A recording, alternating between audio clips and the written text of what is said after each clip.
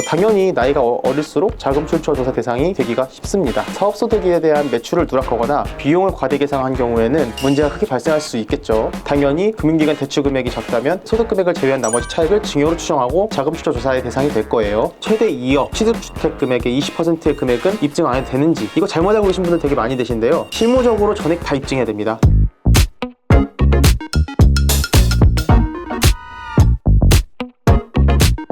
안녕하세요, 한재무세무사입니다. 자금 출처 조사라고 많이들 들어보셨죠? 최근 2주 동안만 해도 제가 한 3건 정도는 자금 출처 조사에 대한 상담을 많이 진행했던 것 같습니다. 주택자금 구매에 대한 소명이 예전부터 워낙 자주 나오다 보니까 이제는 사업자분들 세무서 컨설팅 자체에도 주택자금 구매에 대한 니즈를 확인하고 자금 출처 조사에 대한 입증 부분도 함께 진행할 수 있도록 컨설팅을 해야 되는 상황까지 와버렸습니다. 그래서 이제는 무조건 소득을 낮게 신고한다고 좋은 것만은 아닌 시대가 된 거죠. 그러면 지금부터 주택자금 출처 조사는 어떨 때 나오는지 한번 이야기를 나눠보고요. 조사가 나왔을 때 어떻게 대응하는지, 그리고 조사를 넘긴 뒤에 어떻게 사후 관리를 해야 되는지 한번 말씀드려 보도록 하겠습니다. 그리고 어떻게 하면은 미리 대응할 수 있을지도 한번 같이 말씀 나눠보고 이 영상을 마치도록 하겠습니다. 지금부터 시작해 보시죠. 일단 주택자금 출처 조사는 어떨 때 나올까요? 일단 첫 번째로 나이가 어리면 나온다고 보시면 될 것 같아요. 상식적으로 경제활동을 하기 시작한 지 얼마 안 된 젊은 사람이 수억 원의 주택을 구매한다는 것은 사실 이해하기가 좀 어려운 일이죠. 당연히 나이가 어릴수록 자금 출처 조사 대상이 되기가 쉽습니다. 그 두 번째, 일단 신고한 소득 금액이 너무 적어서 구매한 주택자금 구매액에 현저히 미치지 못할 때 나올 가능성이 높습니다. 개인의 경우 가장 기본적으로 사업, 근로, 이자, 배당, 기타, 연금 같은 종합소득에 의해서 자금이 확보가 되겠죠. 따라서 종합소득 금액에서 세금을 제외한 나머지 금액으로 자금 출처를 소명하는 건 당연한 일이죠. 특히 사업자분들 같은 경우에는 사업소득에 대한 매출을 누락하거나 비용을 과대 계상한 경우에는 자금 출처 조사 과정을 통해서 이러한 부분들이 밝혀질 수가 있어서 문제가 크게 발생할 수 있겠죠. 그리고 세 번째로, 금융기관을 통해 받은 대출 금액에 대해 신고한 소득 금액을 더해도 취득한 부동산의 금액이 미치지 못하는 경우에 나올 확률이 높다는 겁니다. 소득을 통해서 모은 돈이 부족하면 당연히 대출을 받거나 증여를 받아서 자금을 확보하겠죠. 근데 자금 출처 조사는 일반적으로 증여세를 추징하기 위해 나오는 조사이기 때문에 당연히 금융기관 대출 금액이 작다면 소득 금액을 제외한 나머지 차액을 증여로 추정하고 자금 출처 조사의 대상이 될 거예요. 그런데 이제 여기서 궁금한 게, 부모님한테 차용한 금액에 대해서도 국세청에서 당초 자금 출처 대상으로 보아서 조사 대상에서 이 부분을 차감하고 계산을 할까요? 당초 사인 간의 차용 금액에 대해서는 사후적으로 검증해야 될 차입금이긴 한데 당초 조사 대상을 선정할 때 이 차입금을 고려해서 선정하진 않습니다. 사실 국세청에서 일일이 확인할 방법도 없고요. 그리고 네 번째로 참고하실 것, 증여 추정 배제 기준에 미달하면 자금 출처 조사가 안 나올까? 여러분들 증여 추정 배제 기준이라고 들어보시긴 하셨을 거예요. 그게 무엇이냐면, 연령에 따라 취득 재산이나 채무 상환액의 일정 금액이 하면은 증여 추정을 배제하고 자금 출처 조사를 나오지 않는다는 내용인데요. 실무적으로 꼭 그러진 않습니다. 일단 자금 출처 조사는요, 계좌를 과세관청에서 열어보고 옵니다. 그런데 계좌에 증여로 의심되는 금액이 있음에도 그냥 넘어간다? 이건 사실 말이 안 되는 일이죠. 다만 증여 추정 배제 기준이 연령이 낮을수록 금액이 낮고, 따라서 경제활동을 제대로 영위했다면 대다수 증여 추정 배제 기준 정도는 입증할 수 있을 정도의 대출 금액과 소득 금액 자료가 국세청에 확보가 되어 있을 가능성이 높아지긴 합니다만, 증여 추정 배제 기준 이하라고 해서 자금 출처 조사 대상이 되지 않는 건 아닙니다.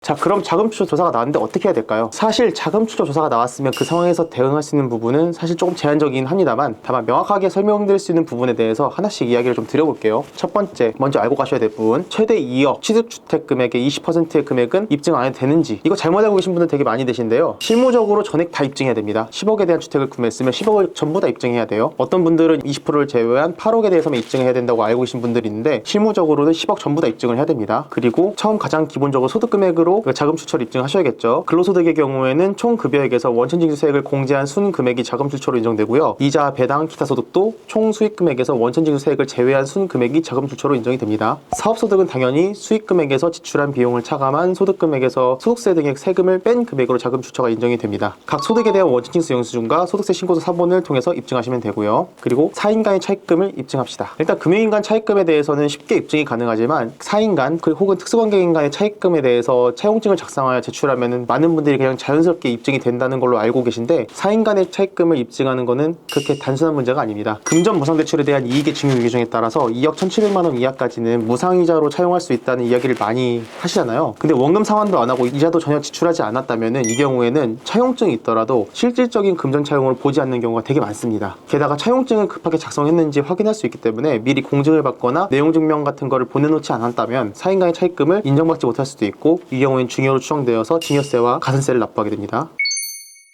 자, 그러면 입증한 다음에는 저희가 어떻게 사후 관리를 해야 될까요? 통상 자금 출처 조사 대응을 하게 되면은 대다수 소득 금액으로 입증되는 부분도 어느 정도 있겠지만 대부분 금융기관 차입금과 개인 간 차입금을 바탕으로 입증하게 됩니다. 입증이 완료가 돼서 증여 추정에서 벗어난 뒤에 소득 금액이 발생하지 않은 상태에서 차입금을 갑자기 상환하게 되면은 상환 자금에 대한 증여세 검토가 또다시 진행이 될 수 있으니까요. 상환도 본인의 소득 발생 상황이나 재산 처분을 통해 자금이 유입된 것을 충분히 입증할 수 있는 상황을 만든 다음에 상환을 진행하시는 게 좋습니다.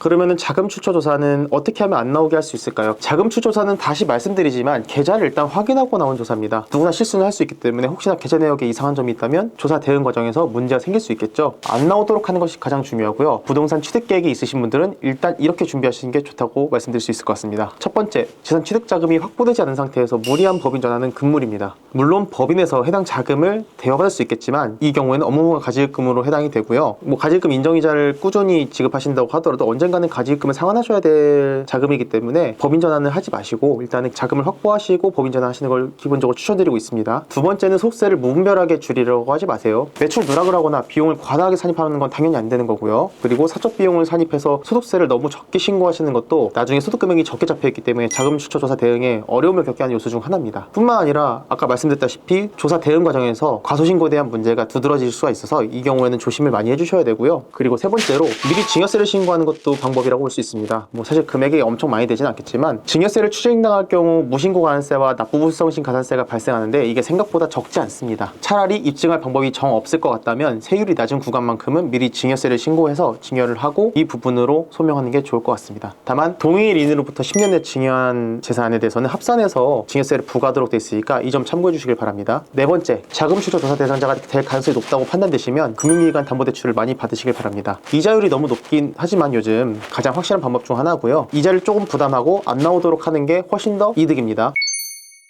지금까지 자금 출처 조사 대응에 대해서 이야기를 나눠봤는데요. 생각보다 방대한 내용을 간략하게 말씀을 드린 부분이 있어가지고 자세하게 설명 못 드린 부분이 많이 있는데 어찌되었건 이 영상이 좀 도움이 되셨으면 좋겠고요. 자금 출처 조사가 나오더라도 너무 크게 걱정하지 마시고요. 궁금하신 사항이나 필요하신 사항은 의뢰 주시면은 제가 이 부분에 대해서 실무적으로 대응을 많이 해봤으니까요. 제가 최대한 도움 드릴 수 있도록 하겠습니다. 지금까지 세금공략집의 한재문 세무사였습니다. 감사합니다.